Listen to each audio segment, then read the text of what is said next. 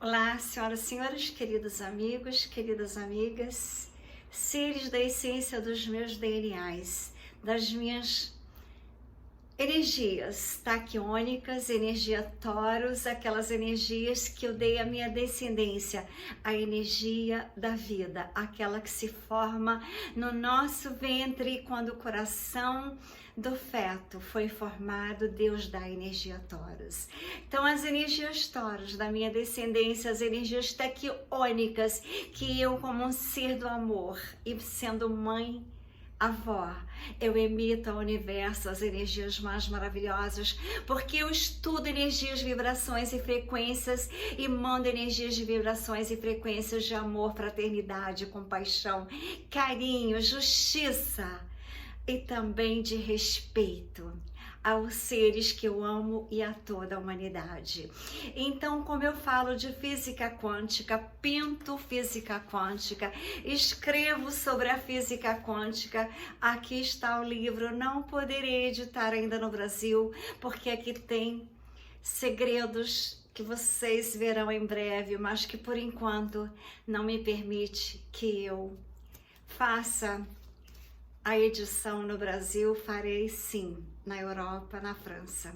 Quero dizer para vocês que aqui tem todos os segredos escondidos da humanidade, no novo planeta Terra, no novo caminhar em consciência, em espiritualidade, em conhecimentos da física quântica, rejuvenescimento das células, que eu faço o rejuvenescimento das células com a Mad Bed que eu tenho na minha mente.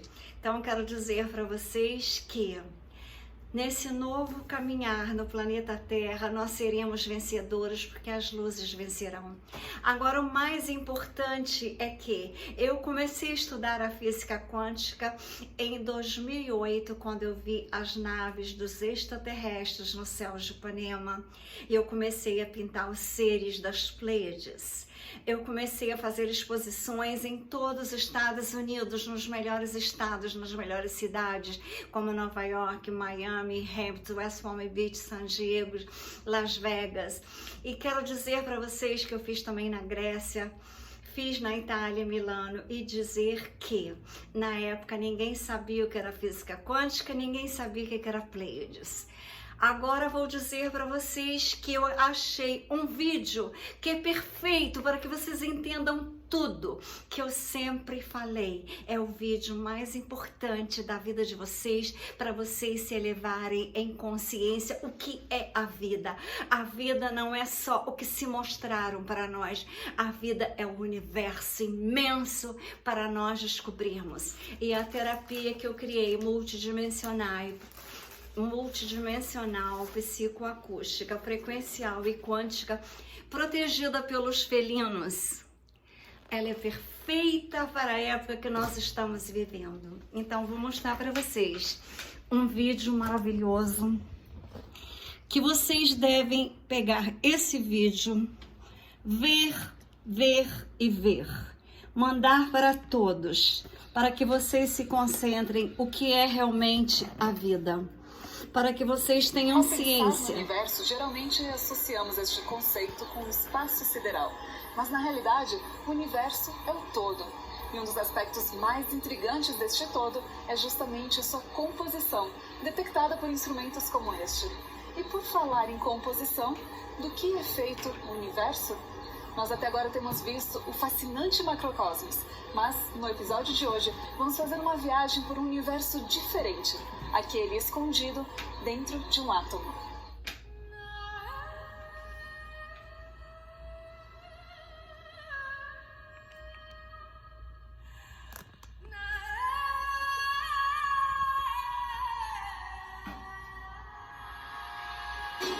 Assistam até o final, envie a todos os amigos, se inscrevam no canal, é de extrema importância esse vídeo. É despertar de vocês para o que é realmente a vida. Vejam, revejam, mandem a todos os amigos, coloquem nas redes sociais. Supondo que deve haver um elemento básico subjacente a tudo que conhecemos, algo com que simplesmente se tenha construído o que nós entendemos como tudo, Desde os tempos antigos, os seres humanos tentam responder à pergunta: do que é feito o universo? Presumindo que podemos responder essa pergunta, então, poderíamos também responder a perguntas mais transcendentais, como: do que somos feitos? De onde veio tudo? Para onde vamos? E seriam os gregos quem dariam nome a esta peça básica e por eles considerada indivisível: átomo. Durante séculos, os átomos não passaram de um conceito que impulsionou inúmeras investigações, até que finalmente foram descobertos no final do século XIX. E embora muitos esperassem encontrar respostas nessa pequena estrutura, que supunham seria a base da matéria, novas e infinitas possibilidades se abriram por sua observação. Assim, nasceu um universo intrigante e desafiador. O ser humano sempre se questionou do que as coisas são feitas. Existe aquela máxima, dos 4 elementos fundamentais: a água, a terra, o ar e o fogo. E com isso você faria todas as outras coisas. Até que os gregos lançaram o conceito do átomo, que seriam pequenas bolinhas que seriam a menor parcela da matéria, e que com essas bolinhas, como se fossem bloquinhos de Lego, você constrói todo o resto.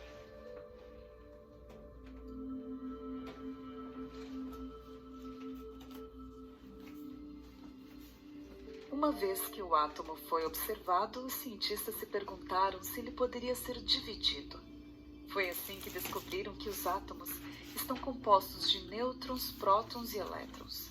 Então novas tecnologias se desenvolveram e os cientistas conseguiram dividir essas partículas, descobrindo que eram compostas de partículas ainda menores.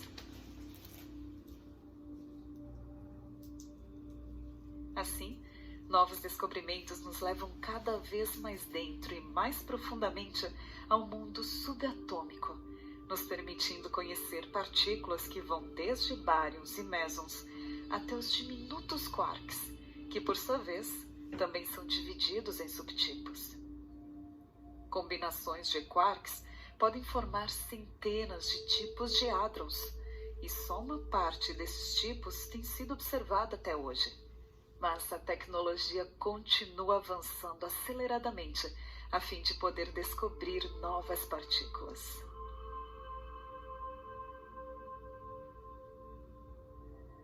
Que a gente conhece bem são aquelas partículas básicas que compõem o modelo padrão, que são os leptons, como elétrons, íons, tauns, neutrinos, ou os quarks e gluons, que são da interação forte. Tem alguns bósons da interação eletrofraca, e o fóton, que é da eletromagnética.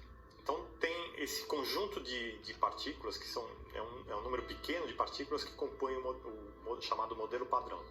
Só que elas se misturam e se combinam para formar várias outras partículas. Então a gente tem prótons e nêutrons que não são mais partículas fundamentais. Elas têm uma estrutura interna e são derivadas desse conjunto de partículas mais fundamentais.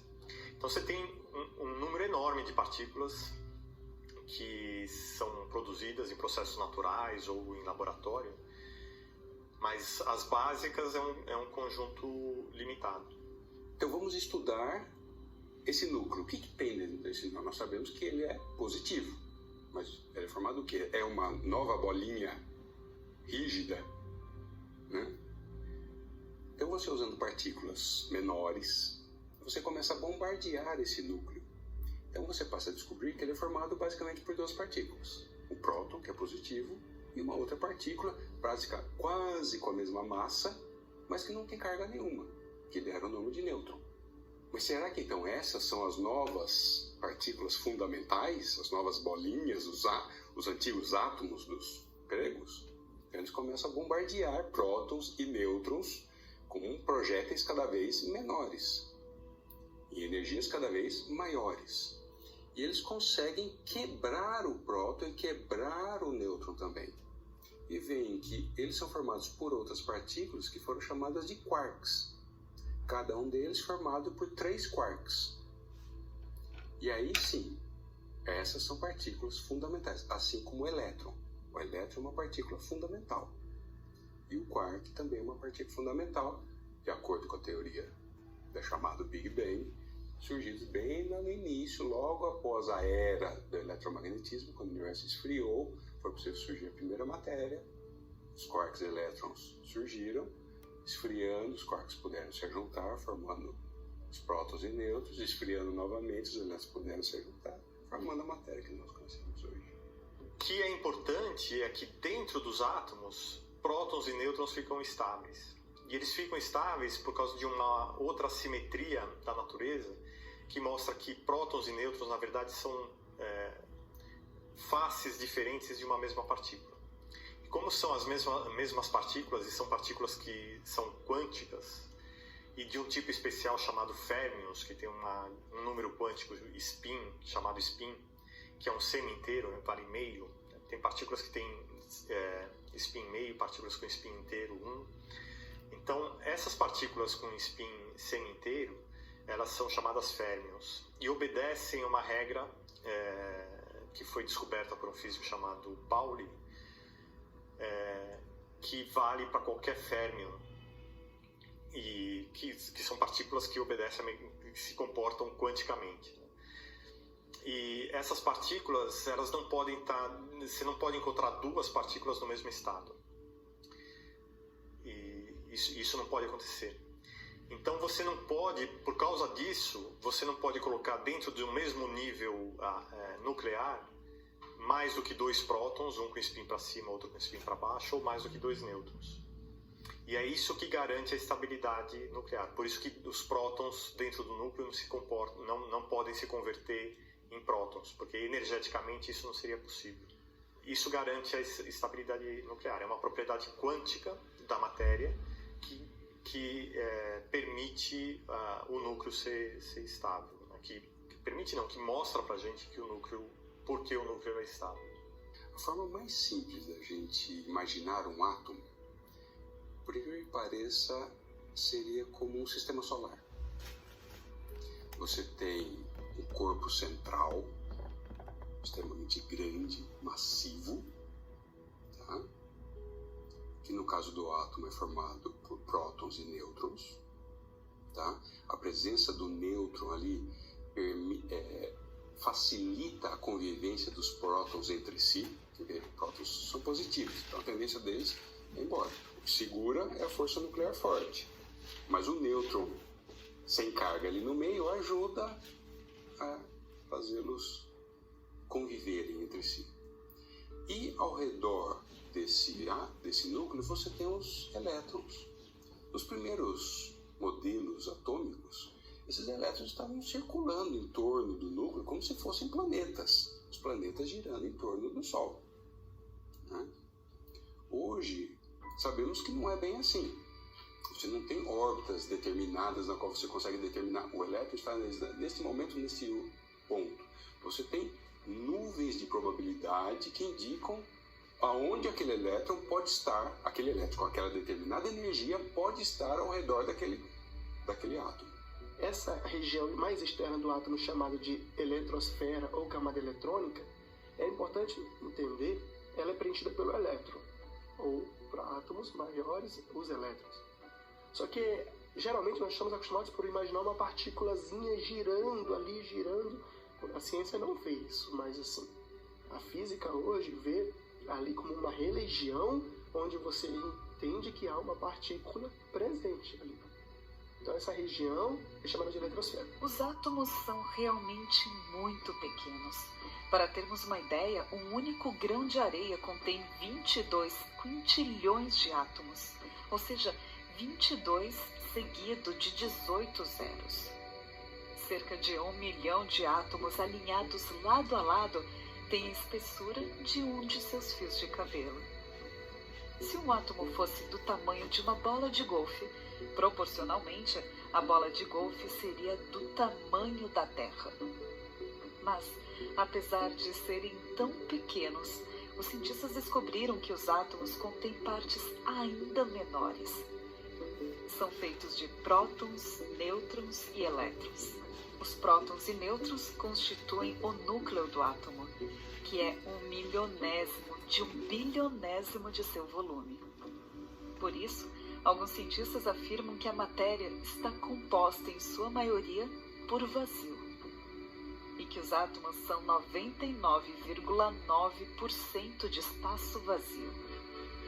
Se um átomo fosse do tamanho de um estádio de futebol, o núcleo seria do tamanho de um grão de arroz.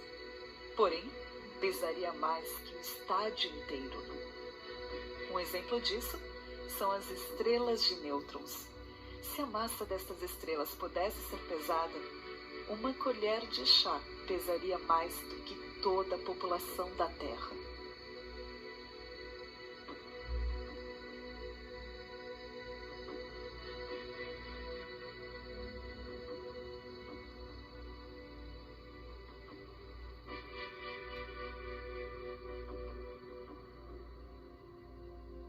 No final do século XIX, começo do século XX, uma experiência, ela pegou uma folha muito fina do átomo de ouro, que é um átomo pesado, muito fina, quase que ela tinha uma camada apenas de átomo formando aquela folha.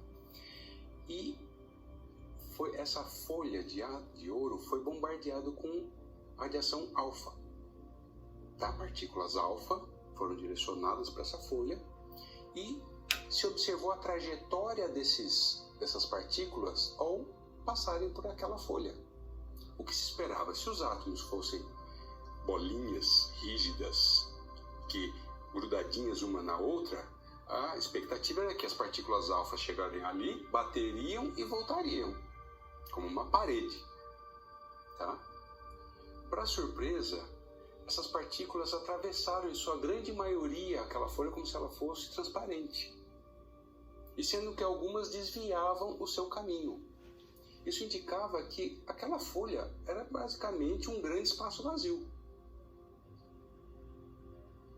com alguns pontos muito densos, que às vezes rebatiam as partículas e às vezes mudavam a trajetória delas.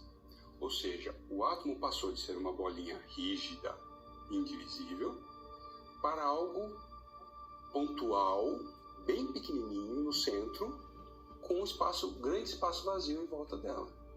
Alguns costumam dizer que nós somos mais feitos de vazios do que de matéria, e é verdade. O átomo em si, a parte que é ocupada pela matéria é muito menor, mas muito menor mesmo, do que o espaço do átomo como um todo. Quando uma minúscula partícula inconcebivelmente pequena, chamada muon, foi identificada, o renomado físico Isaac Rabi disse: "Quem concebeu isto?" Mesmo quando parece difícil conceber o tamanho impressionantemente minúsculo dos átomos e das partículas subatômicas, são suas interações que nos obrigam a confrontar os nossos pressupostos mais básicos sobre o universo.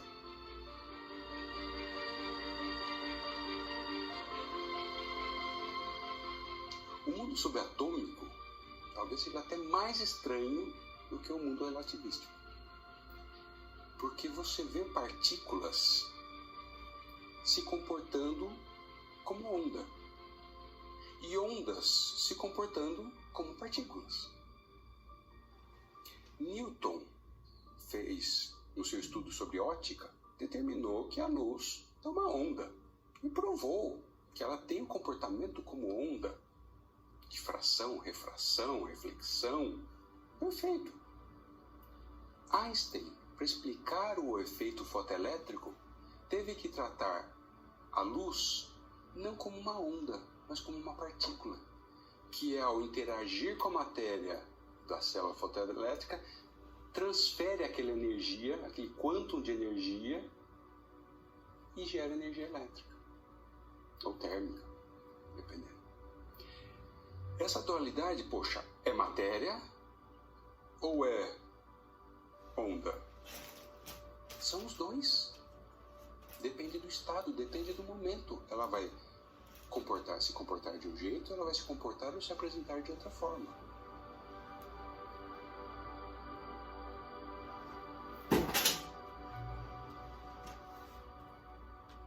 No mundo subatômico, tudo é baseado em probabilidades. Nada é determinado. Tudo é baseado na probabilidade de algo acontecer ou não, de algo estar ali ou não, dela ir nesta direção ou não. Tem maior probabilidade ou não? Ou seja, por exemplo, você tem uma partícula e você quer determinar aonde ela está e para onde ela vai. O princípio da incerteza quântica diz que você tem que escolher um dos dois. Ou você determinar onde ela está com alta precisão e você não vai ter a mínima ideia para onde ela vai, ou você determina para onde ela está indo, mas não vai ter a mínima ideia de onde ela está. E não é uma limitação experimental, digamos assim. Não, nós que não conseguimos medir, não somos capazes de medir. Porque a matéria se comporta desta forma. Nós estamos no ensino intermediário, nós vemos aquelas órbitas dos elétrons em torno do átomo, né? Os orbitais S, P, né? Um no formato de esfera, outro no formato de um halteres. O que é aquilo ali? Aquilo ali é apenas um gráfico da posição de maior probabilidade de onde o elétron possa estar. Ele pode estar em qualquer lugar dentro daquela região, aonde não tem a mínima ideia, porque não tem como determinar aquilo. Eventualmente ele pode estar dentro do núcleo, dentro do próton. Pode. Existe uma probabilidade calculada de que ele esteja dentro do núcleo. Entende? É maluco isso? Foge à nossa concepção. Você leva 2 fótons para cada lado do mundo, você altera o spin de um outro, o outro naturalmente muda lá do outro lado do mundo. Como? É algo que só a mecânica quântica explica e funciona. Você consegue experimentar isso. Mas é um mundo que foge à nossa concepção completamente.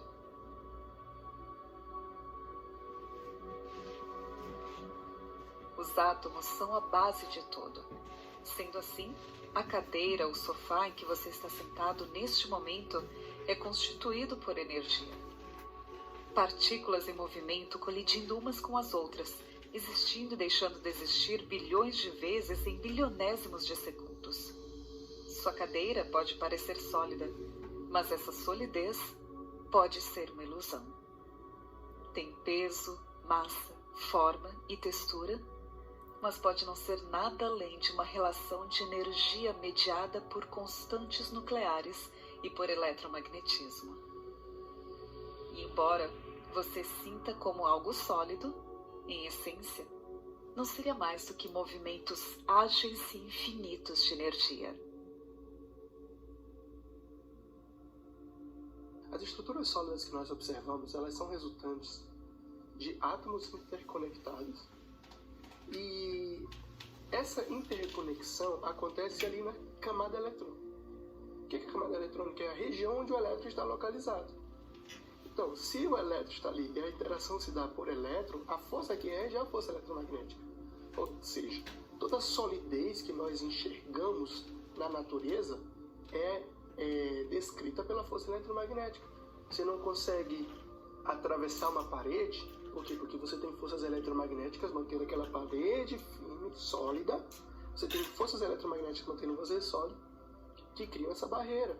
Então, para você conseguir fazer isso, você teria que romper forças eletromagnéticas que naquela escala são extremamente fortes. Extremamente fortes. Então você tem a força eletromagnética mantendo os elétrons em volta do núcleo, o negativo do elétron sendo atraído pelo positivo do núcleo, do próton. A força nuclear forte mantendo o núcleo coeso, né? E você tem todos os sabores, né? Você tem o átomo mais simples, um próton e um nêutron, o hidrogênio, 2 prótons e 2 nêutrons, o hélio, até átomos extremamente massivos, urânio, plutônio, e átomos que não existem núcleos que não existem na natureza, criados pelo ser humano. Em grandes aceleradores, você pega 2 núcleos de átomos pesados, fazem eles chocarem, e por alguns minutos aqueles 2 núcleos se fundem, formando um novo elemento químico. Então aquilo que os alquimistas sonhavam em criar os elementos, né, transformar tudo em ouro, os físicos nucleares fazem isso com o pé nas costas. Tá? Só que há um custo tão grande que não vale a pena. Sai mais caro você produzir o ouro usando acelerador que você comprando o ouro na loja da esquina. Então não vale a pena. Mas é possível você criar ouro. Existe no universo certas hierarquias. Os átomos formam moléculas, que são mais complexas que um átomo. As moléculas formam células, que por sua vez são mais complexas. As células formam sistemas: imunológico, nervoso, límbico, circulatório, entre outros. E esses sistemas formam um sistema muito maior e mais complexo, conhecido como você. De trilhões de átomos para um só você. Você é feito de trilhões de átomos que se movem intensamente, indo e vindo, mas que conhecem exatamente sua posição dentro da hierarquia. Você é pleno de energia. A vida é uma etapa, é um gap que existe entre a física e a vida, porque você pega átomos inanimados que não têm consciência, que não tem nada, e eles formam uma célula que consegue trabalhar e agir independente sem ter um cérebro. Eu fico imaginando como que átomos, puramente átomos, moléculas, elas sabem o momento que ela tem que abrir para fazer uma cópia do RNA para produzir uma determinada proteína. Sinceramente, os biólogos descrevem isso perfeitamente, com uma precisão maravilhosa, mas quando eu olho de baixo para cima, olhando não de cima do ser vivo e descrever como ele funciona, mas quando eu vejo aquilo como átomos, eu não consigo casar as duas coisas. Existe um gap ali. Entende? Da mesma forma, existe um outro gap quando nós tratamos da cereja do bolo, que é o ser humano, nas duas concepções, que é o início do raciocínio. O único ser vivo nesse planeta que consegue fugir da seleção natural, que consegue mudar o seu ambiente, que consegue criar, que raciocina, que observa, que faz conjecturas. É um outro gap muito grande que nós não conseguimos. Em todos os aspectos, você precisa de algo chamado fé. Entende? E fé é acreditar em algo que você não tem provas. Senão ela deixa de ser fé. Passa a ser fato. O universo, com sua pequenez, nos confronta com uma realidade para a qual simplesmente não temos parâmetros. No mundo subatômico, as coisas vêm e vão, aparecem e desaparecem, giram, saltam, comunicam-se e demonstram consciência umas das outras, sem levar em conta como o mundo, segundo a nossa mecânica, deveria funcionar. Sem importar quão grande e sólida pareçam as massas do universo, assim como as paredes de sua casa ou seu próprio corpo, em última instância, não são mais do que energia pulsante. Átomos estabelecendo relações com um mundo de probabilidades, onde parece impossível predizer qualquer reação. Esse mundo, que pode parecer tão caótico quanto intrigante, a base sobre a qual se constroem as legíveis grandezas macrocósmicas do universo. Um contraste tão imensurável que levou o reconhecido físico dinamarquês Niels Bohr a afirmar que se a mecânica quântica não te assusta, é porque ainda não a compreendeu. Assim, seja observando o cosmos ou simplesmente o interior de um átomo, ambos parecem constituir complexos universos, compostos por intrincados labirintos de conhecimento que os cientistas tentam conciliar. A própria realidade, que para nós parece tão compreensível e comum, poderia ser muito mais do que imaginamos. e até as nossas sólidas e concretas racionalizações poderiam ser uma ilusão ao não conseguirmos compreender aquilo que está além. Uma vida que vá além do que podemos ver e entender. E hoje, inclusive, os cientistas mais brilhantes, atualizados e bem informados são constantemente surpreendidos por esse além que existe no universo. Pelos mistérios de matéria e energia, o binômio essencial e irredutível, que transforma sem cessar, base de tudo que existe, desde a poeira interestelar até o ser humano.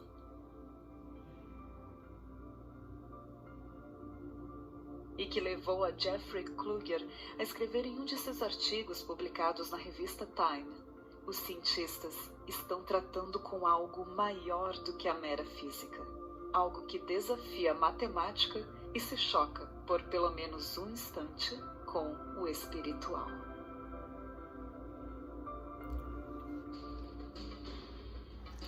Então, senhoras e senhores, queridos amigos, aqueles que ainda continuarem acreditando na matéria somente não poderão exatamente entender os milagres de Deus, os milagres de Jesus, que aqui está Ele.